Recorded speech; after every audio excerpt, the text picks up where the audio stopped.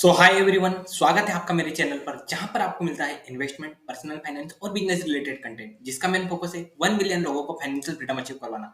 So guys, आज आप मेरे कंप्यूटर की स्क्रीन देख रहे होंगे तो सोच रहे होंगे कि आज कुछ नया है क्या। तो हाँ, आज नया है। आज से हम बिल्कुल प्रैक्टिकली समझेंगे कि आप कैसे जो प्रॉफिट एंड लॉस स्टेटमेंट है, बैलेंस शीट है, कैश फ्लो है, इनको कैसे रीड कर सकते हो और कैसे कुछ भी जो इन्फॉर्मेशन है ना उसको इंटरप्रेट कैसे कर सकते हो। तो चलिए गाइस, बिना किसी देरी के वीडियो को स्टार्ट करते हैं। तो देखिए, मैंने पी&एल स्टेटमेंट को रिव्यू करने के लिए एक कंपनी सर्च की है, वो है केवल किरण क्लोथिंग। देखो, मैं चाहता हूं कि आप अगर किसी भी कंपनी को रिसर्च कर रहे हो ना तो उसके पहले उसके बारे में पढ़ो, ताकि आपको पता चल जाए कि इसके कॉम्पिटिटर कौन है, इसके बारे में और ज्यादा इन्फॉर्मेशन आपको पता चल जाएगी। लाइक इसमें दिखा रहा है कि ये कब इनकॉर्पोरेट हुई थी। इसके अलावा इसमें दिखा है कि ब्रांडेड रेडीमेड कपड़े बनाती है ये कंपनियां, जो कि मतलब आप समझ रहे हो, ब्रांडेड कपड़े बनाती है जो अपन पहनते हो, ठीक है। और मेरे को इसके बारे में और पता है कि इसका एक ब्रांड है इजी किलर, आपने नाम सुना ही होगा, या फिर लोमेन पेज 3। तो बस ये कंपनी वही काम करती है। तो अगर हम यहाँ नीचे थोड़ा बहुत देखेंगे तो आपको इसके पेयर कंपैरिजन दिख जाएगा कि पेज इंडस्ट्रीज वो भी कपड़े बनाने का ही काम करती है। एक केपीआर मिल्स है, रूपा एंड कंपनी है, और आपने वेन हुसैन वगैरह का भी नाम सुना होगा जो कि आदित्य बिरला ग्रुप के बारे में के अंदर आती है। तो चलिए, ये देखिए, ये जो है ना क्वार्टरली रिजल्ट, इसी को प्रॉफिट एंड लॉस स्टेटमेंट भी कहा जाता है। पर क्या हम इसको पढ़कर अपना एनालिसिस करेंगे? तो इसका जवाब है नहीं। क्योंकि देखिए, इसमें क्या है कि संपूर्ण जानकारियां नहीं रहती है। अगर आपको किसी भी कंपनी को अगर एनालिसिस करना है ना, वो भी बहुत ही ज्यादा थोरोली, तो आपको उसके लिए लगेगा कंपनी की एनुअल रिपोर्ट। क्योंकि एनुअल रिपोर्ट के अंदर ही कंपनी के बारे में ज्यादा से ज्यादा जानकारी रहती है। अन्यथा इसमें तो बस ऊपर ऊपर से लिखा है कि कंपनी की सेल्स कितनी हुई, एक्सपेंस कितनी हुई। पर अगर अपने को पता करनी है कि कंपनी की सेल्स कितनी है और कौन सी चीजों से सेल हुई है, तो वो सब जानकारी जो होती है ना, वो अपने को एनुअल रिपोर्ट में मिलती है। तो मैं भी आपका ज्यादा टाइम वेस्ट नहीं करूंगा, डायरेक्टली हम इसका एनुअल रिपोर्ट ही खोलते हैं। तो इसकी जब हम एनुअल रिपोर्ट खोलेंगे ना, तो जो 205 नंबर का पेज है, अब आप में से बहुत सारे ऐसे होंगे जो कि एनुअल रिपोर्ट भी डाउनलोड करना नहीं जानते होंगे। तो उनके लिए बता दूं कि अगर आप यहाँ पे नीचे नीचे नीचे आओगे तो ये देखो, जो डॉक्यूमेंट का सेक्शन है ना, इसमें होता है एनुअल रिपोर्ट। अगर जैसे ही मैं फाइनेंशियल ईयर 23 पे क्लिक करूंगा तो ये फाइनेंशियल ईयर जो 22-23 गया है ना, उसकी डाउनलोड हो जाएगी।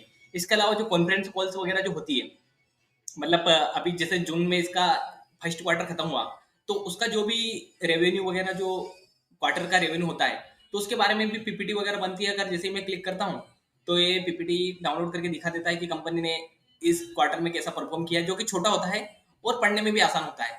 पर अभी हम मेन मुद्दे से नहीं भटकते, डायरेक्टली बैलेंस शीट पे आते हैं, सॉरी, पी&एल अकाउंट पे आते हैं। तो देखिए, ये हमने किलर का खोल लिया पी&एल अकाउंट, ठीक है। किलर नहीं है कंपनी का नाम, मतलब कंपनी का नाम है केवल किरण एंड क्लोथिंग। अब देखिए, इसमें जो वैल्यू है ना, वो इन रुपीज लैक्स में है। मतलब आप समझ गए, जो भी यहाँ पे 77 लिखा है ना, तो 77 लाख है। पर इसमें 77,945 है, तो मतलब 77,945 लाख है। मतलब आई होप आप समझ रहे होंगे। चलिए, मैं इसको और भी आसानी से समझा दूंगा। देखिए, 100 लाख में 1 करोड़ होते हैं, तो अपन जो ये आखिरी के 2 अंक है ना, इनको हटा देंगे, जिससे क्या होगा कि आपको पता है कि उसके बाद में ये वैल्यू करोड़ में हो जाएगी। तो देखिए, कंपनी जो पहले बता रही है वो है रेवेन्यू फ्रॉम ऑपरेशन। अब देखिए, कंपनी ने 2.27 के अंदर एक नोट दिया है, और कंपनी अपना रेवेन्यू दिखा रही है 779 करोड़। मतलब कि कंपनी दिखा रही है कि उसको 779 करोड़ का रेवेन्यू हुआ है। तो चलिए, इसको हम एनालिसिस कर लेते हैं। तो देखिए, कंपनी की जो सेल्स इनकम हुई ना, वो mainly sales of apparel and lifestyle accessories से हुई है। मतलब जो कंपनी का मेन बिजनेस है कि कपड़े बेचना, या फिर कुछ लाइफस्टाइल प्रोडक्ट लाइक बेल्ट, जूते, चप्पल, आई होप आप समझ रहे होंगे। तो उसी के अंदर से ही कंपनी को 774 करोड़ का रेवेन्यू आया है। तो आप बोलोगे कि भाई वहां पे तो 779 दिख रहा था, तो अदर ऑपरेटिंग इनकम भी तो है। अभी देखो, कंपनी कुछ सर्विस इनकम भी दे रही है। इसके अलावा कंपनी को एक्सपोर्ट का इंसेंटिव मिला है। जैसे अपनी गवर्नमेंट अभी कुछ भी कंपनी एक्सपोर्ट कर रही है तो उसको बहुत ही ज्यादा बेनिफिट दे रही है। तो उसकी वजह से भी, चलिए मैं ये थोड़ा ये कर लेता हूँ हाईलाइट वाला। तो देखो, जो सर्विस इनकम है वो कंपनी की 3 करोड़ की है, और एक्सपोर्ट से जो कंपनी को इंसेंटिव मिला वो भी कुछ 1 करोड़ 45 लाख का मिला है। इसके अलावा कुछ मिसलेनियस ऑपरेटिंग इनकम होती है, लाइक जो कपड़ा बिक जाता है उसको बेच देते होंगे। मतलब आई होप आप समझ रहे होंगे कि मैं भी इतना इस मार्केट को नहीं समझता हूँ जितना ऊपर ऊपर से वो बता रहा हूँ। तो उससे इनको 5 करोड़ 21 लाख का अदर ऑपरेटिंग रेवेन्यू हुआ है। मतलब देखो, ये जो ऑपरेटिंग रेवेन्यू होता है ना, ये कंपनी की जो डे टू डे बिजनेस है ना, उन्हीं से आता है। तो मतलब इसको ऐसा मत समझिए कि अभी हुआ तो अगले साल नहीं होगा, ये अगले साल भी हो सकता है, क्योंकि ये ऑपरेटिंग इनकम है। आई होप आप समझ रहे होंगे। तो इसकी वजह से कंपनी को मतलब टोटलिटी में आ गया है 779 करोड़ का रेवेन्यू, जो कि हमने अभी देखा था। अब देखो, रेवेन्यू कंपनी को होगा 779 करोड़ का। अब इसको हम कंपेयर करेंगे पिछले साल से। तो कंपनी का जो पिछले साल रेवेन्यू था वो 607 करोड़ का था, ये आप यहाँ पे देख ही सकते हो पिछले साल का। तो अगर 607 करोड़ से कंपनी 780 करोड़ पे कूदी है, मतलब कि कंपनी अपनी सेल्स को अच्छी खासी इंक्रीज कर रही है। चलिए, अब बात करते हैं कंपनी की अदर इनकम की। तो कंपनी इस बार अपनी अदर इनकम दिखा रही है 20 करोड़ रुपए, ठीक है। तो हम पता करते हैं कि आखिरकार 20 करोड़ कंपनी कैसे पहुंची। तो कंपनी दिखा रही है कि उसको इंटरेस्ट के रूप में इनकम हुई है। अब आप ये देख रहे होंगे कि मैं यहाँ से कैसे आ रहा हूँ। तो देखो मैंने 2 स्लाइड्स खोल ली है। अब यहाँ पे जो नोट्स दिख रहे हैं ना, ये 2.28, तो यही नोट्स जो ये जो मतलब कि एनुअल रिपोर्ट होती है ना, इसके अंदर अगर हम नीचे-नीचे जाएँगे ना, तो वहाँ पे नोट्स वगैरह सारे होते हैं। सो मतलब आपको कुछ कन्फ्यूज़न नहीं होना चाहिए, ऐसा नहीं लगना चाहिए कि कुछ मैं बहुत ही अलग चीज़ें जानता हूँ जो आप नहीं जानते हो। तो देखिए, अगर उसमें हम देख रहे हैं इंटरेस्ट इनकम, तो कंपनी को इंटरेस्ट इनकम 2 करोड़ की हुई है। 8 लाख का कुछ और मतलब कि ये इंटरेस्ट इनकम के रूप में हुआ है। फिर कंपनी को डिविडेंड भी आया है, कोई कंपनी मतलब इन्वेस्ट कर दिया। इसके अलावा कुछ सेल्स किया है कंपनी ने अपने इन्वेस्टमेंट, उनसे उसको प्रॉफिट हुआ, वो भी करीबन 3 करोड़ का हुआ है। इसके अलावा रेंट इनकम, मतलब ऐसे करके कंपनी को 20 करोड़ की अदर इनकम हुई है। देखो, अब मैं अदर इनकम को कभी भी बिलीव नहीं करता हूँ। इसका एक कारण ये है कि ये हर बार होगी, इसका कोई भी मतलब कि श्योर शॉर्ट आंसर नहीं है। क्योंकि देखो यार, कंपनी का मेन बिजनेस है कपड़े बेचने का, तो वो हर साल बेचेगी ही बेचेगी और उससे रेवेन्यू होगा।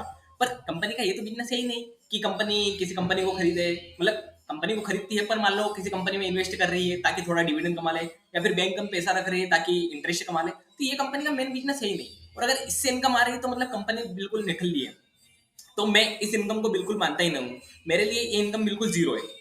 ठीक है, चलिए अब हम बात करते हैं कंपनी की एक्सपेंडिचर की। तो जो कंपनी की पहली एक्सपेंडिचर है वो changes in inventory of finished good, stock in trade वगैरह। तो जो देखो ये वैल्यू यहाँ पर आई है ना, इसी को हम पता करते हैं। खैर मेरे को पता है कि opening stock plus inventory minus जो फिनिश्ड गुड्स होता है उससे वैल्यू आती है। पर हम देखते हैं क्लियरली।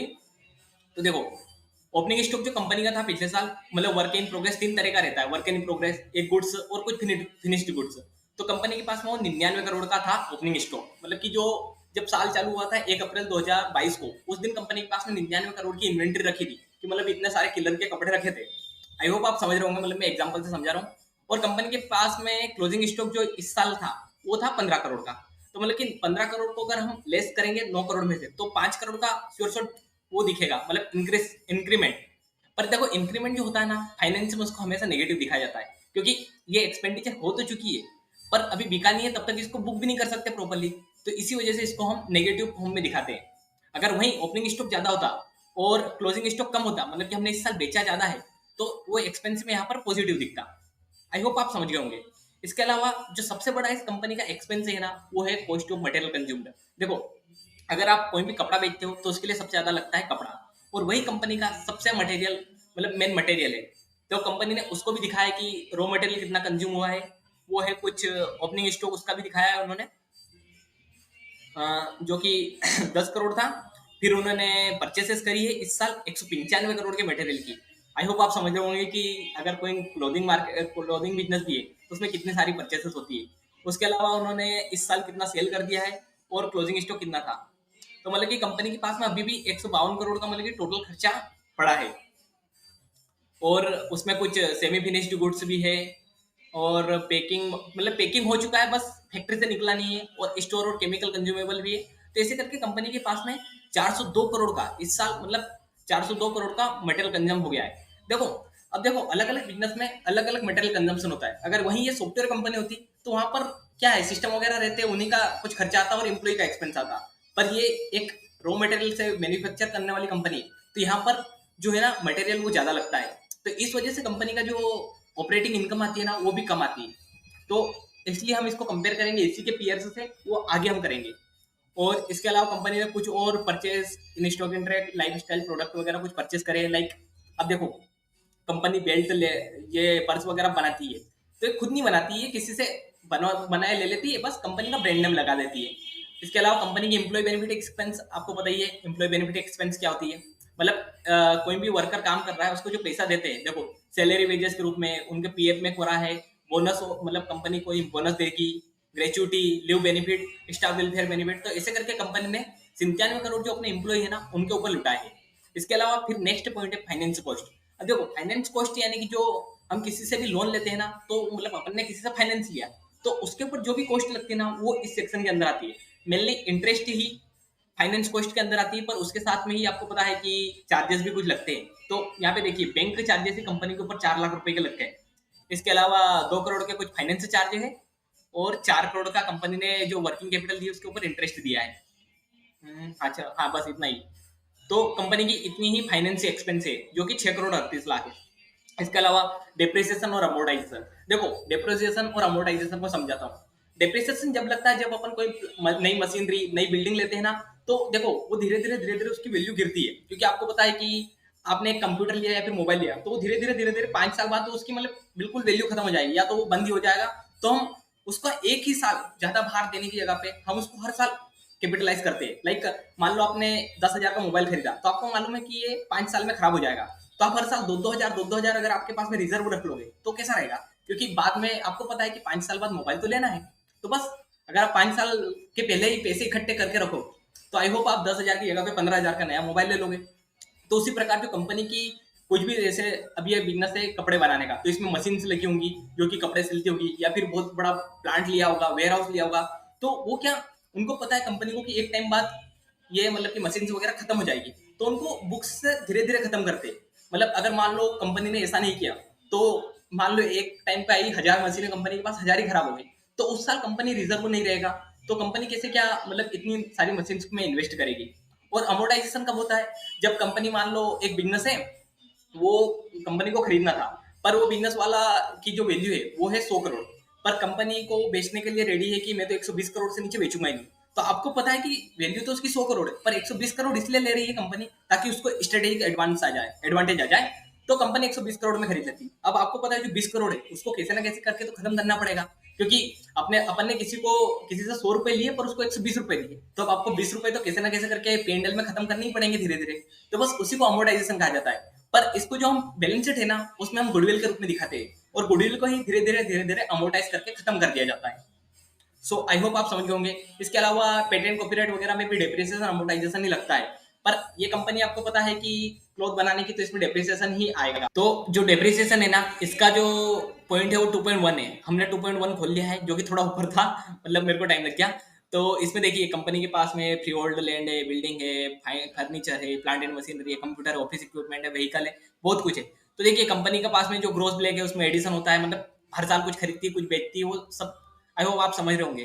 तो कंपनी को इसमें टोटल 6 करोड़ 28 लाख का तो यहाँ पे हो रहा है, और इसके अलावा जो इंटेंजिबल असेट है उस पर कुछ 2 करोड़ 33 लाख का इन्होंने किया है। ठीक है, सॉफ्टवेयर वगैरह एक्वायर किया, उस पर इन्होंने ऐसे कॉस्ट करके 8 करोड़ 73 लाख के फिगर पे पहुंचा है। सो आई होप आप समझ गए होंगे कि 8 करोड़ 73 लाख कहाँ से आया। फिर कंपनी की कुछ मैन्युफैक्चर और ऑपरेटिंग एक्सपेंसेस है, तो चलिए उनको भी हम देख ही लेते हैं डिटेल में। ये ये तो हम आ गए हैं मैन्युफैक्चर एंड ऑपरेटिंग एक्सपेंसेस। इसमें दिखाया है, देखो एम्ब्रॉयडरी एक्सपेंसेस, इलेक्ट्रिसिटी का एक्सपेंसेस लग गया है, फैक्ट्री का रेंट, जनरल फैक्ट्री एक्सपेंसेस, ये सब करके कंपनी को 76 करोड़ की एक्सपेंसेस हो गए, मतलब रिपेयर मेंटेनेंस। आपको पता है कि मैन्युफैक्चर करते हैं तब क्या क्या एक्सपेंस आ जाती है, कोई मशीन चलना बंद हो गई तो उसमें आयल डालो, ये डालो, मतलब आई होप आप समझ रहे होंगे। इसके अलावा कुछ एडमिनिस्ट्रेटिव एंड अदर एक्सपेंसेस है, जैसे रेंट की है, इंश्योरेंस प्रीमियम गई है, लीगल और प्रोफेशनल फीस दी है, इसके अलावा डोनेशन दिया है कंपनी ने, सीएसआर किया है, और व्हीकल की एक्सपेंसेस है, ऑडिटर का रेवेन्यू, मतलब जो भी एम्प्लॉय लेवल से अलग हटके जो अलग लेवल के एम्प्लॉय है ना उनके लिए खर्चा हो रहा है, या फिर कंपनी के कुछ अदर एक्सपेंसेस हो रहे हैं, इलेक्ट्रिसिटी रेंट वगैरह, तो वो सब एडमिनिस्ट्रेटिव और अदर एक्सपेंसेस का हेड है ना उसके अंदर आती है। अब देखो आपने क्लॉथ वगैरह सब बना लिए, उसमें सब एक्सपेंस भी कर दी, पर आपको पता है कि उसमें सेलिंग वगैरह की एक्सपेंसेस होगी होगी, मतलब कंपनी किसी बड़े मॉडल से फोटो शूट करवा रही है, या फिर कहीं पर बेच रही है तो ऑफर दे रही है, तो आदि वो सारी की सारी सेलिंग एक्सपेंसेस के अंदर आ रही है। तो देखिए अब ये क्लॉथ बनाने की कंपनी, तो यहाँ पर मार्केटिंग और सेलिंग में पैसा लगेगा ही सही। तो देखिए 44 करोड़ के आसपास यहाँ पर जो सेलिंग वगैरह है ना उसमें जा रहा है। तो यहाँ पे भी उन्होंने प्रॉपर दिखाया है, देखो एडवर्टाइजमेंट करके, सेल्स प्रमोशन करके, और ये octroi clearing and forwarding charges on sales, through travelling expenses, मतलब कहीं ना कहीं डिस्ट्रीब्यूशन किया उसके लिए कोई ना कोई, इसके अलावा कमीशन ऑन सेल और प्रोविजन फॉर कंटिजेंसी कुछ भी नहीं बनाया। तो मतलब ऐसे करके कंपनी को 44 करोड़ रुपए का खर्चा आ चुका था। तो देखिए अगर हम इनकम में से जो भी हमारी मेन मेन एक्सपेंसेस है उनको सबको हटा देंगे, तो उसके बाद में बचेगा क्या, प्रॉफिट बिफोर टैक्स। ठीक है, तो यहाँ पर कुछ एक्सेप्शनल आइटम जो होते हैं, जो कि मतलब कि बस इसी साल होते हैं, जो हर साल नहीं होंगे। मान लो कि कोई मशीन थी, वो चलते चलते ब्लास्ट हो गई, तो देखो यार हर साल थोड़ी ऐसा होगा कि मशीन चलते चलते ब्लास्ट हो गई, या फिर कोई पूरी की पूरी नई की नई मान लो एक कंप्यूटर लिया, वो कंप्यूटर चलते चलते क्रेश हो गया या फिर फॉल्टी निकला। तो ये हर साल नहीं होता, ये कभी कभी मतलब एक प्रोडक्ट की जगह पे दो प्रोडक्ट ऐसे निकलते हैं। तो देखिए कंपनी ने क्या कुछ ऐसा एक्सेप्शनल आइटम हुआ है, तो वो हुआ है कंपनी का शेयर ऑफ प्रॉफिट और loss of joint venture using equity method. तो देखो कंपनी को इसमें लॉस हुआ है, जो भी इन्होंने प्रॉफिट जो लॉस शेयर किया है किसी जो जॉइंट वेंचर है ना उसके साथ में जो काम किया, उसमें इनको लॉस हुआ है इक्विटी मेथड से जो इन्होंने निकाला है इसका इन्होंने हेड भी नहीं दिया है कि कहाँ पे इसका कैलकुलेशन वगैरह है, तो मैं आपको नहीं बता सकता। तो इनको कुछ 14 लाख रुपए का उसकी वजह से नुकसान हुआ है। पिछले साल भी इनको 17 लाख का नुकसान हुआ था। तो उसके बाद में कंपनी का जो नेट प्रॉफिट आता है बिफोर टैक्स, मतलब जिसको पीपीआईटी बोलते हैं, प्रॉफिट बिफोर टैक्स, पीबीटी, तो वो आया है कंपनी का 156 करोड़ का। ठीक है। अब कंपनी की टैक्स एक्सपेंसेस हो जाएगी, तो मतलब देखो गवर्नमेंट तो पैसे लेगी, जैसे ही आपको प्रॉफिट हुआ तो उस पर टैक्स ले लिया गवर्नमेंट ने। तो उसके बाद में जो कंपनी को नेट प्रॉफिट हुआ है वो है 119 करोड़ रुपए का। मतलब कंपनी ने चालू किया था 780 करोड़ रुपए के आसपास का रेवेन्यू करके, और कंपनी को प्रॉफिट हो रहा है उस पर 119 करोड़ रुपए का। सो आई होप आप समझ रहे होंगे कि कंपनी का मार्जिन जो बन रहा है वो, 1 मिनट में कैलकुलेट करके दिखाता हूँ। 119 डिवाइडेड बाय 700, तो कंपनी का जो रफली मार्जिन बन रहा है, नेट प्रॉफिट मार्जिन, वो 15.30% के आसपास बन रहा है। मतलब कंपनी अगर 100 रुपए इन्वेस्ट करती है, मतलब 100 रुपए का रेवेन्यू अगर कंपनी लाती है, तो उसमें से सिर्फ 15 रुपए का ही फायदा हो रहा है। मतलब एक हिसाब से क्लोथिंग बिजनेस के हिसाब से सही है या फिर नहीं, इसको हम आगे समझते हैं। पर इसके अलावा भी कुछ अदर कॉम्प्रिहेंसिव इनकम होती है, तो उसमें उन्होंने दिखाया है कि गेन लॉस हुआ है measuring equity instrument of fair value using OCI. इनके भी उन्होंने हेड नहीं दिए, पर इन्होंने जो किसी कंपनी को खरीदा होगा ना, तो उसमें इनको कहीं ना कहीं लॉस हुआ है, तो उसी को ये यहाँ पर दिखाने की कोशिश कर रहे हैं। तो कंपनी ने अगर मतलब इनको इनकम टैक्स की वजह से reimbursement gain loss on defined benefit liability, एक लाइबिलिटी थी उसको इन्होंने रिम्बर्स किया, पर इनको वहां पर बेनिफिट हो गया। मतलब शायद उनके ऊपर 100 करोड़ की लाइबिलिटी थी, सामने वाले ने बोला कि एक काम कर, 65 लाख 70 लाख दे दे और खत्म कर। मतलब 1 करोड़ की लाइबिलिटी बस 65-70 लाख ले लिए, तो 34 लाख का श्योर शॉर्ट प्रॉफिट हो गया। तो बस वही दिखा रहा है ये। तो देखो टोटल कॉम्प्रिहेंसिव इनकम है जो कंपनी को 75 लाख का नुकसान हुआ है वहां पे। तो उसके बाद में भी कंपनी का जो प्रॉफिट है ना वो निकलता है। तो देखिए अगर ये सारी, देखो यार इस साल एक्सपेंस तो हो गया है, अब उसको कहीं ना कहीं तो बुक करना पड़ेगा, पर ये ऊपर प्रॉफिट एंड लॉस स्टेटमेंट का काम का नहीं है, क्योंकि बार बार नहीं होगा कि कॉम्प्रिहेंसिव इनकम हो रही है, अदर कॉम्प्रिहेंसिव इनकम। तो इसको हम नीचे दिखाते हैं। तो इसके बाद में जो कंपनी का मतलब ले दे के जो प्रॉफिट हुआ है नेट, वो 118 करोड़ का हुआ है। तो आई होप आप अदर कॉम्प्रिहेंसिव इनकम भी समझ गए होंगे। अब जो सबसे मोस्ट इंपोर्टेंट पार्ट आता है ना, वो आता है अर्निंग पर शेयर। मतलब कि भाई मैंने अगर तेरी कंपनी का एक शेयर लिया तो मुझे उस पर कितना बेनिफिट हुआ। तो देखो कंपनी ने जो कितनी कंपनी के पास में शेयर है ना वो उन्होंने दे रखे। तो कंपनी के पास में 6 करोड़ 16 लाख शेयर मार्केट में चल रहे कंपनी के। तो अगर हम 118 करोड़ का जो रेवेन्यू हुआ है, 118 डिवाइडेड बाय अगर हम 616 करते हैं, तो यही हमारा आंसर 19.15 के आसपास आ रहा है। मतलब अगर मैं एग्जैक्ट फिगर पे जाऊंगा तो यही 19.31 का आ जाएगा। मतलब अगर आपके पास में ये केकेसीएल कंपनी का एक शेयर होता केवल किरण क्लोथिंग का, तो आपको उस एक शेयर पे 19.31 रुपए की इनकम होती। अब जरूरी नहीं कि कंपनी वो इनकम आपको दे ही दे, क्योंकि कंपनी ऐसा कभी भी नहीं करती कि वो सारी की सारी इनकम आपको दे देगी, बल्कि कंपनी ऐसा करेगी कि कुछ इनकम आपको दे देगी मतलब डिविडेंड के रूप में, बाकी का वापस री कर देगी। अब हमने ये तो पता कर लिया कि हम प्रॉफिट एंड लॉस स्टेटमेंट पढ़ना सीख गए बिल्कुल प्रॉपर, क्या इनकम क्या होती है। तो इनकम में हमें मेन चीज फोकस करना है रेवेन्यू फ्रॉम ऑपरेशन से, अदर इनकम को भूलना है। एक्सपेंडिचर में हमें फोकस करना है कि कंपनी कहीं ज्यादा ही एक्स्ट्रा एक्सपेंस तो नहीं कर रही है। तो अब आप ही बताइए कि इस डेटा का क्या काम है। मतलब मैं आपको ये इनकम स्टेटमेंट रख दिया आपके आंख के सामने, तो आप तो बोलोगे कि वाह कंपनी तो बहुत ही अच्छा परफॉर्म कर रही है, पिछले साल 607 करोड़ का रेवेन्यू था, इस साल 780 करोड़ का रेवेन्यू होगा। अब आपको क्या पता कि कंपनी का इंडस्ट्री स्ट्रेंथ क्या बोल रहा है। तो इसको हम इंडस्ट्री का वो भी कंपेयर करके देखते हैं। तो देखिए कंपनी को यहाँ पे अगर हम देखेंगे तो ऑपरेटिंग प्रॉफिट मार्जिन जो कि निकलता है operating profit divided by sales से, तो वो जो कंपनी का है ना पहले 2012 के टाइम पे 25% का हुआ करता था, वो अब धीरे धीरे धीरे धीरे धीरे कोरोना के बाद में गिरता जा रहा है। मतलब अब कंपनी को जो ऑपरेटिंग प्रॉफिट है ना वो 20% हो रहा है। अब देखो आपको ये लगेगा कि यार 20% तो बहुत अच्छी बात है, कम से कम प्रॉफिट मार्जिन ऑपरेटिंग प्रॉफिट 20% तो हो रहा है। और अगर नेट प्रॉफिट देखा जाए तो उस पर हमने अभी कैलकुलेट किया ही था कि 15% के आसपास नेट प्रॉफिट हो रहा है। तो आप बोलोगे कि अच्छा यार तो 100 रुपए लगाओ 15 रुपए मिले, पर अब इंडस्ट्री क्या बोल रही है वो भी तो देखना चाहिए। तो अगर हम इसके पीयर्स से कंपेयर करें तो मान लो मैं पेज इंडस्ट्री का खोलता हूँ, क्योंकि पेज इंडस्ट्री का नाम आपने सुना होगा, आपने जोकी वगैरह के अगर नाम सुने हैं तो वो यही कंपनी चला रही है। तो देखिए अब अगर हम इसका देखते हैं ऑपरेटिंग प्रॉफिट मार्जिन, तो ये कितना है 17% और 18%। मतलब कि पेज इंडस्ट्री से अच्छा ये परफॉर्म कर रही है। तो आप एक बात समझ सकते हो कि जो कंपनी का मेन डोमिनेंट प्लेयर है ना उससे अच्छा परफॉर्म कर रही है। मतलब अब आई होप आप समझ रहे होंगे कि आखिरकार हमने पीएनएल पढ़ा तो साला मतलब क्या निकला। तो उसका मतलब यही निकलता है कि हम आखिरकार कंपेयर कर पाए कि इंडस्ट्री क्या कर रही है। क्योंकि यूं देखा जाएगा तो एक छोटी कंपनी है, तो छोटी कंपनी आपको पता है कि रेवेन्यू कम ही जनरेट करेगी, पर ये बड़ी कंपनी है तो हम कहीं ऐसे भ्रम में नहीं रह जाए कि अरे और ये तो रेवेन्यू ज्यादा जनरेट कर रही है इसके साथ में जाना चाहिए, या फिर ये छोटी कंपनी इसके साथ में नहीं जाना चाहिए। पर अब देखो फाइनेंशियल स्ट्रेंथ अलग ही कुछ बता रही है। इसका जो मतलब जो क्या नाम है इसका, जो पेज इंडस्ट्रीज है उसका ऑपरेटिंग प्रॉफिट मार्जिन आ रहा है 17-18% के आसपास, और वहीं जो अपनी केवल किरण क्लोथिंग कंपनी उसका आ रहा है 19 से 20%। मतलब कि कंपनी इसको ऑपरेटिंग प्रॉफिट मार्जिन में बीट कर रही है, मतलब कंपनी के पास में एक अलग ही लीवरेज है। और अगर हम नेट प्रॉफिट की बात करें तो मैं इसका कैलकुलेट करके आपको दिखाता हूँ। 571 डिवाइडेड बाय 4789, तो ये करीबन आ रहा है 11.92। मतलब कि अगर आप पेज इंडस्ट्रीज में 100 रुपए का रेवेन्यू जनरेट करते हो तो वहां से आपको बस 11 रुपए 92 पैसे का हो रहा है। और वहीं हमने जो केवल किरण क्लोथिंग है उसको कंपेयर किया था तो क्लियरली बता रही थी कि उसको 15 रुपए का बेनिफिट हो रहा है 100 रुपए पर। तो आई होप यहाँ से आपके सारे के सारे डाउट धीरे धीरे क्लियर होंगे कि कैसे हमें किसी कंपनी को एनालिसिस करना चाहिए। क्योंकि अगर हम बुक्स और P&L अकाउंट को देखेंगे तो पेज इंडस्ट्रीज में देखोगे तो भगवान 4700 करोड़ का रेवेन्यू, जबकि केवल किरण में देखोगे तो 780 करोड़ का। बट अगर हम रियलिटी में देखेंगे तो आपको अलग ही पता चल रहा है कि साला केवल किरण क्लोथिंग इसको बहुत ही अच्छे से आउट परफॉर्म कर रहा है। तो मतलब कि अगर हम पीयर्स से कंपेयर कर लेते हैं तो हमको पता चल जाता है कि इस कंपनी में आगे एनालिसिस करना है या फिर नहीं करना है। सो गाइस, अगले वीडियो में हम बैलेंस शीट वगैरह के बारे में बात करेंगे, पर उसके पहले मैं आपको दो और P&L स्टेटमेंट पढ़ाकर समझाऊंगा।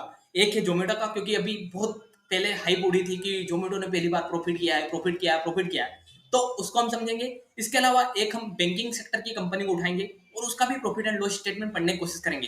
क्योंकि जो बैंकिंग सेक्टर होता है ना, उसका जो प्रॉफिट एंड लॉस स्टेटमेंट है ना, वो थोड़ा अलग तरह का रहता है। सो आई होप गाइस आप समझ रहे होंगे कि आगे दो वीडियो और भी P&L के ऊपर आएंगे, तो इससे आपका भी जो नॉलेज है ना वो इनहेंस होगा। ऐसा मत समझना कि रिपीटेशन हो रहा है तो मैं नहीं देखूंगा।